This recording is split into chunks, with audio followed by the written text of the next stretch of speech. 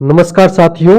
School lecturer Sanskrit education subject history यानी कि इतिहास का एग्जाम 18/11/2024 को हुआ था, जिसमें कुल 150 प्रश्न आए थे, जिनमें से अपनों ने 40 प्रश्न कर लिए हैं और अभी अपने करेंगे आगे वाले प्रश्नों को।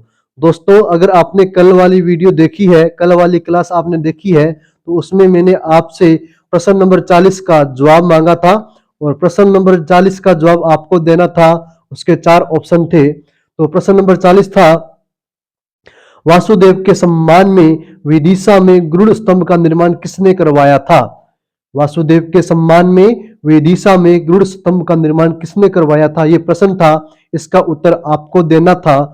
तो इसके ऑप्शन थे, option number 1 Heliodorus, option number 2 Diodorus, option number 3 Curtius, option number 4 Seleucus. इस प्रश्न का सही उत्तर था ऑप्शन नंबर 1 हीलियोडोरस। हीलियोडोरस ने वासुदेव के सम्मान में विदिशा में गरुड़ स्तंभ का निर्माण करवाया था। तो गरुड़ स्तंभ का निर्माण किसने करवाया था? हीलियोडोरस ने करवाया था। दोस्तों, current knowledge centre YouTube channel पर आपका हार्दिक अभिनंदन है, हार्दिक स्वागत है। तो दोस्तों, आज की क्लास में अपने प्रश्न नंबर 41 से शुरू करेंगे। जैसा कि मैंने पहले क्लास में आपसे कहा था, 150 प्रश्न इस पेपर के अपने करेंगे। तो इससे पहले अपनों ने 40 प्रश्न कर लिए हैं। अगर वो आपने नहीं देखे हैं तो उनको एक बार जरूर देखें। जो वीडियो पार्ट नंबर 1 में देख सकते हैं, वीडियो नंबर पार्ट 2 में आप 40 प्रश्नों को देख सकते हैं, उनको जरूर एक बार देखें। ये क्वेश्चन बार बार एग्जाम में पूछे जाते हैं और इससे अनुमान भी लगता है कि किस प्रकार के क्वेश्चन एग्जाम में पूछे जाते हैं। तो आज का प्रश्न नंबर 41 है, मौर्योत्तर काल में किस प्रकार के विवाह को अवैध माना जाता था? किस प्रकार के विवाह को किस काल में? मौर्योत्तर काल में। ऑप्शन नंबर 1 ब्रह्म विवाह को, ऑप्शन नंबर 2 प्रजापत्य विवाह को, ऑप्शन नंबर 3 आरस विवाह को, ऑप्शन नंबर 4 गांधर्व विवाह को। दोस्तों, इस प्रश्न का उत्तर है ऑप्शन नंबर 4 गांधर्व विवाह को। मौर्योत्तर काल में इस विवाह को अवैध माना जाता था। किस विवाह को? गांधर्व विवाह को। प्रश्न नंबर 42, गांधार कला शैली का विकास किस राजवंश काल में हुआ था? गांधार कला शैली का विकास किस राजवंश के काल में हुआ था? ये अपने को बताना है। ऑप्शन नंबर 1 है वाकाटक राजवंश काल, ऑप्शन नंबर 2 शुंग राजवंश काल, ऑप्शन नंबर 3 कुषाण राजवंश काल, ऑप्शन नंबर 4 गुप्त राजवंश काल। इस प्रश्न का सही उत्तर है ऑप्शन नंबर 3 कुषाण राजवंश काल। तो कुषाण राजवंश काल में गांधार कला शैली का विकास हुआ था। दोस्तों, प्रश्न नंबर 43 है, ग्रहण के संबंध में वैज्ञानिक विवेचना करने वाला प्रथम खगोल वैज्ञानिक कौन था? किसके संबंध में? ग्रहण के संबंध में। जैसा कि आप जानते हैं, ग्रहण 2 प्रकार के होते हैं, सूर्य ग्रहण और चंद्र ग्रहण। तो ग्रहण के संबंध में सर्वप्रथम जो वैज्ञानिक विवेचना की थी, वो किन वैज्ञानिक ने की थी या कौन से वैज्ञानिक ने की थी, ये अपने को बताना है। ऑप्शन नंबर 1 है आर्यभट्ट खगोल वैज्ञानिक, option number 2 Varahamihira, option number 3 Brahmagupta, option number 4 चरक। इस प्रश्न का सही उत्तर है ऑप्शन नंबर 1 आर्यभट्ट खगोल वैज्ञानिक। आर्यभट्ट खगोल वैज्ञानिक थे जिन्होंने ग्रहण के संबंध में सर्वप्रथम वैज्ञानिक विवेचना की थी। प्रश्न नंबर 44 है, तमिल व्याकरण का निम्न में से सबसे प्राचीनतम ग्रंथ कौन सा है? कौन सी व्याकरण का? तमिल व्याकरण का निम्न में से सबसे प्राचीनतम जो ग्रंथ है वो कौन सा है, ये अपने को बताना है। ऑप्शन नंबर 1 है Porunararruppadai, Porunararruppadai, option number 2 Silappadikaram, option number 3 पुराना नूरू, ऑप्शन नंबर 4 तोलकाप्यम। तो दोस्तों, इस प्रश्न का सही उत्तर है ऑप्शन नंबर 4 तोलकाप्यम। तोलकाप्यम तमिल व्याकरण है एक प्रकार का, जो सबसे प्राचीनतम ग्रंथ माना जाता है तमिल व्याकरण का। तमिल व्याकरण का सबसे प्राचीनतम ग्रंथ कौन सा है? तोलकाप्यम है, तोलकाप्यम। तो तोलकाप्यम किस भाषा का ग्रंथ है?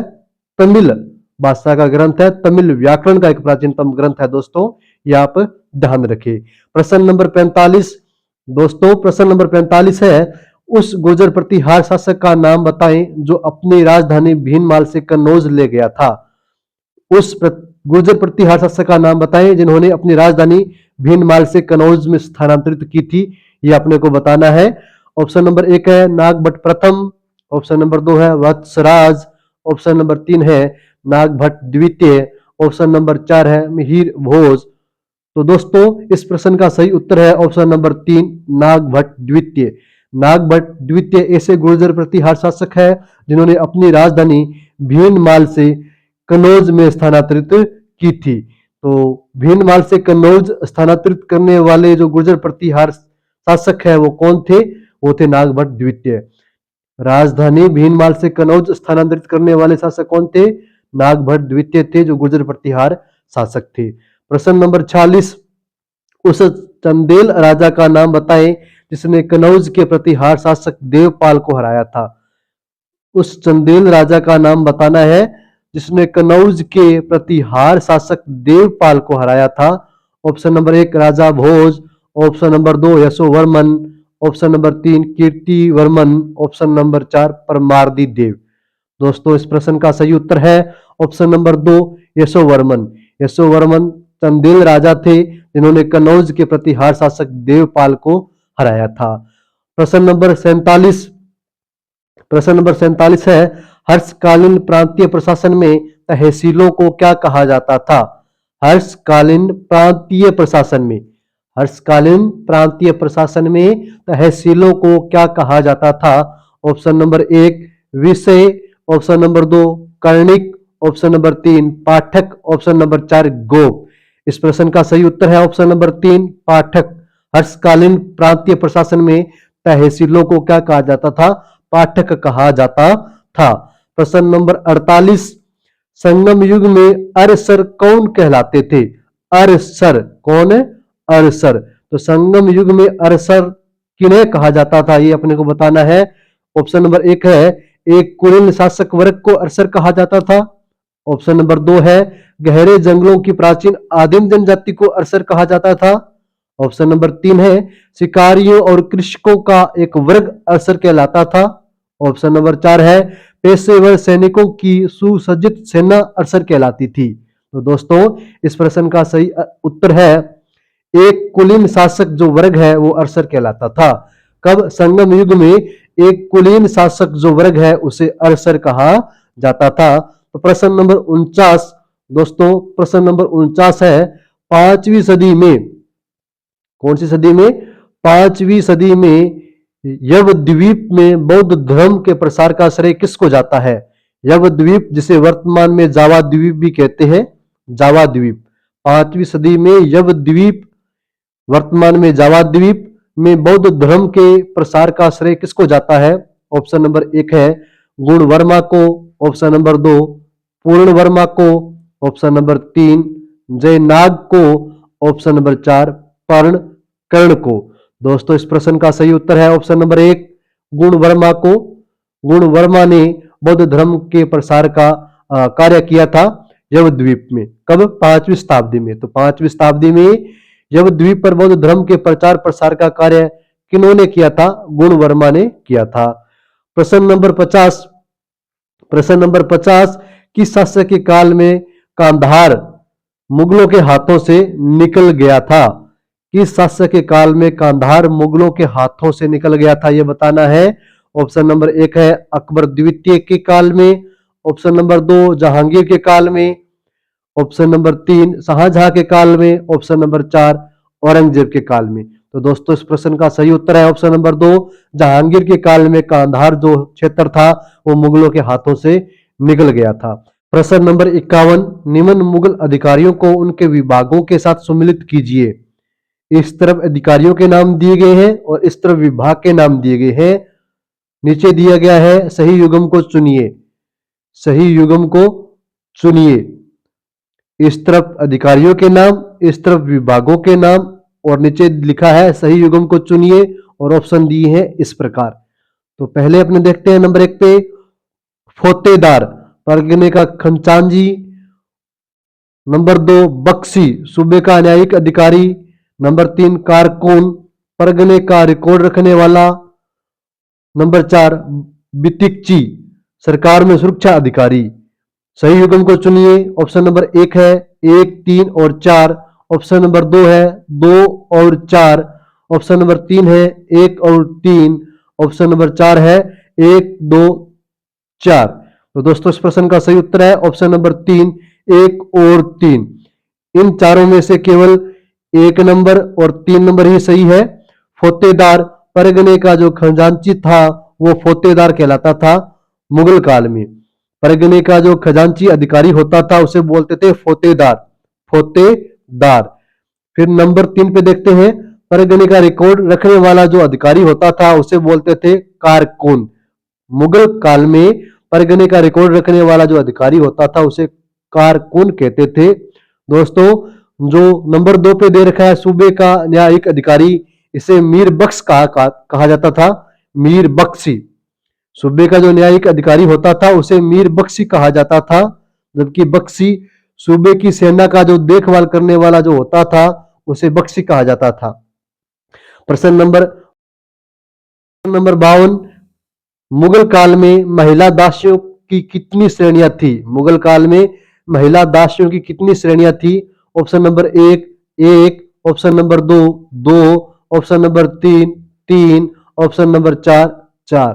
तो दोस्तों मुगल काल में महिला दासियों की केवल 2 ही श्रेणियां थी। कितनी श्रेणियां थी? 2 श्रेणियां थी। तो प्रश्न नंबर 53 की ओर चलते हैं। प्रश्न नंबर 53 है, मुगल काल में सुगंधित तेल के केंद्र थे। मुगल काल में सुगंधित तेल के केंद्र थे, ये अपने को बताना है। नीचे 4 शहरों के नाम दिए हैं और उसमें से अपने सही उत्तर को चुनना है। 4 शहर इस प्रकार है, आगरा, जौनपुर, गाजीपुर, बिदर। ये 4 शहरों के नाम है। इनमें से कौन सा सही है ये अपने को बताना है। तो नंबर 1 पे है 1, 2 और 4। नंबर 2 पे है 1 और 2। नंबर 3 पे है 1, 2, 3। नंबर 4 पे है 2 और 4। तो दोस्तों इस प्रश्न का सही उत्तर है ऑप्शन नंबर 3, यानी कि 1, 2 और 3। केवल इनमें से 1, 2 और 3 सही है। नंबर चौथा जो है बिदर, ये गलत है। आगरा, जौनपुर और गाजीपुर वे क्षेत्र थे जहां मुगल काल में सुगंधित तेल केंद्र हुआ करता था। तो मुगल काल में सुगंधित तेल केंद्र कौन कौन से थे? आगरा था, जौनपुर था, गाजीपुर था। तो याद रखना दोस्तों, आगरा, जौनपुर, गाजीपुर मुगल काल में सुगंधित तेल के केंद्र हुआ करते थे। प्रश्न नंबर 54। दोस्तों प्रश्न नंबर 54 है, निम्नलिखित में से कौन सा लेखक मुगल काल से संबंधित है? 4 लेखकों के नाम दिए गए हैं, आपको इनमें से बताना है कि कौन सा लेखक मुगल काल से संबंधित है। नीचे दिया है, सही कूट का चुनाव कीजिए। इसमें ऑप्शन दिए गए हैं, ऑप्शन नंबर 1 केवल 1 और 2। तो सबसे पहले अपने ऊपर के जो लेखक है उनके नाम पढ़ लेते हैं। नंबर 1 पे लेखक का नाम दिया है अब्दुल हमीद लाहौरी। नंबर 2 पे अबुल फजल। नंबर 3 पे जगन्नाथ पंडित और नंबर 4 पे फैजी। ये तो हो गए लेखकों के नाम। अब नीचे अपने सही कूट का चयन करना है। ऑप्शन नंबर 1 है केवल 1 और 2। ऑप्शन नंबर 2 है केवल 3 और 4। ऑप्शन नंबर 3 है केवल 1 और 4। ऑप्शन नंबर 4 है 1, 2, 3, 4। तो दोस्तों ये जो चारों के चारों लेखक हैं ये मुगल काल से संबंधित है। अब्दुल हमीद लाहौरी मुगल काल से संबंधित है, अबुल फजल भी मुगल काल से संबंधित थे, जगन्नाथ पंडित भी मुगल काल से संबंधित थे, फैजी भी मुगल काल से संबंधित थे। तो मुगल काल से संबंधित लेखकों के नाम कौन कौन से हैं? कौन से लेखक थे? मुगल काल से संबंधित कौन कौन से लेखक थे? अब्दुल हमीद लाहौरी, अबुल फजल, जगन्नाथ पंडित और फैजी। ये चारों के चारों के लेखक जो है मुगल काल से संबंधित थे। प्रश्न नंबर 55। दोस्तों प्रश्न नंबर 55 है, मुगल काल में मुद्दती तथा दर्शनी थे। मुद्दती तथा दर्शनी थे, ये अपने को बताना है। ऑप्शन नंबर 1 मुद्रा के प्रकार, ऑप्शन नंबर 2 हुंडी के प्रकार, ऑप्शन नंबर 3 भूमि के प्रकार, ऑप्शन नंबर 4 वस्त्रों के प्रकार। तो दोस्तों मुगल काल में मुद्दती और दर्शनी हुंडी के प्रकार थे। किसके प्रकार थे? हुंडी। दोस्तों हुंडी क्या था? हुंडी था bill of exchange. Bill of exchange यानी धन विनिमय पत्र। धन विनिमय पत्र जो था उसे अपने हुंडी कहते थे। धन विनिमय पत्र जो था उसे हुंडी कहते थे। हुंडी के प्रकार थे मुद्दती और दर्शनी। मुद्दती और दर्शनी। धन विनिमय पत्र यानी मुगल काल के समय में व्यापारियों के मध्य जो लेन देन का जो कार्य होता था वो एक प्रकार के जिस साधन से होता था उसे अपने हुंडी कहते थे। तो मुगल काल में व्यापारियों के मध्य जो लेन देन का जो एक माध्यम था वो था हुंडी। वो क्या था? हुंडी था। और हुंडी के प्रकार थे मुद्दती और दर्शनी। दोस्तों प्रश्न नंबर 56 की ओर चलते हैं। प्रश्न नंबर 56 है, निम्नलिखित में से कौन सा भवन फतेहपुर सीकरी में अवस्थित नहीं था? निम्नलिखित में से कौन सा भवन फतेहपुर सीकरी में अवस्थित नहीं था, ये अपने को बताना है। ऑप्शन नंबर 1 है पंचमहल, ऑप्शन नंबर 2 है जहांगीरी महल, ऑप्शन नंबर 3 है जोधाबाई महल, ऑप्शन नंबर 3 है तुर्की सुल्ताना की कोठी। तो दोस्तों इस प्रश्न का जो सही उत्तर है वो है जहांगीरी महल। जहांगीरी महल फतेहपुर सीकरी में अवस्थित नहीं है। फतेहपुर सीकरी में पंचमहल फतेहपुर सीकरी में स्थित है, जोधाबाई का महल फतेहपुर सीकरी में स्थित है, तुर्की सुल्ताना की कोठी भी कहा है फतेहपुर सीकरी में स्थित है। दोस्तों फतेहपुर सीकरी आगरा में स्थित है। आगरा यूपी में स्थित है। फतेहपुर सीकरी कहां स्थित है? आगरा यूपी में। आगरा यूपी में स्थित है। यूपी में यानी उत्तर प्रदेश में स्थित है। फतेहपुर सीकरी कहां है? आगरा उत्तर प्रदेश में है, जहां पंचमहल भी है, जहां जोधाबाई महल भी है, जहां तुर्की सुल्ताना की कोठी भी है। दोस्तों आज की क्लास में इतना ही। अगली क्लास में जल्द मिलेंगे, तब तक के लिए जय हिंद जय भारत।